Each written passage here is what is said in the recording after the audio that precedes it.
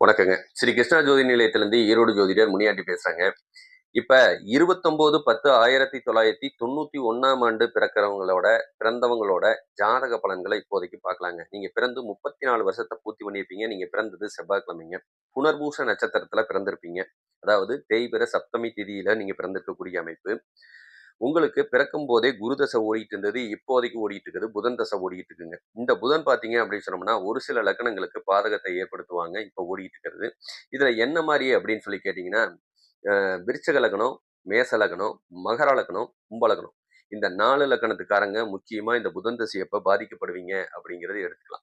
இன்னொன்னு அவன் குருவோட சாரத்துல இருக்கிறதுனாலயும் கொஞ்சம் பாதிப்பு அதிகமா குடுக்கக்கூடிய அமைப்பு. அதாவது என்ன மாரி பாதிப்பு உங்களுக்கு இருக்கும் அப்படின்னு சொன்னா, ஒண்ணு கடன், நோய், வம்பு வழக்கு பிரச்சனை, போலீஸ் ஸ்டேஷன், கோர்ட் வரைக்கும் போறது, கணவன் மனைவிக்கு இடையில இருக்கிற ஒற்றுமை தடபடக்கூடிய அமைப்பு. உங்களுக்கு இந்த 4 லக்கணம் ஏதாவது இருந்ததுன்னா, கண்டிப்பா பாதிப்ப குடுக்கும். 29/10/1991 பிறந்தவங்களோட ஜாதகம்.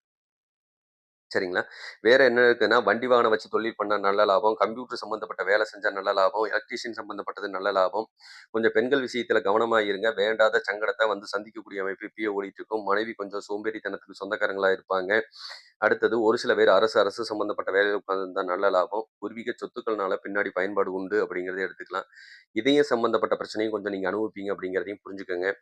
ரத்த குறைபாடு பிரச்சனையும் இங்க நல்லாவே வரும். தோல் பிரச்சனை, நரம்பு பிரச்சனையை சந்திப்பீங்க. நிலையில்லா மனசுக்கு சொந்தக்காரங்க, அழகுக்கு சொந்தக்காரங்க தான் நீங்க. சரிங்களா? இதெல்லாம் செய்யக்கூடிய அமைப்பு இருக்கு. கொஞ்சம் கவனமா இருங்க. உங்களுக்கு புதன் தசை ஓடிட்டு இருக்கு அப்படின்னா, 4 லக்கணத்துக்காரங்க கண்டிப்பா பாதிக்கப்படுவீங்க. மேஷம், விருச்சகம், மகரம், கும்பம் இந்த 4 லக்கணம் பாதிக்கப்படுது. கவனமா இருங்க.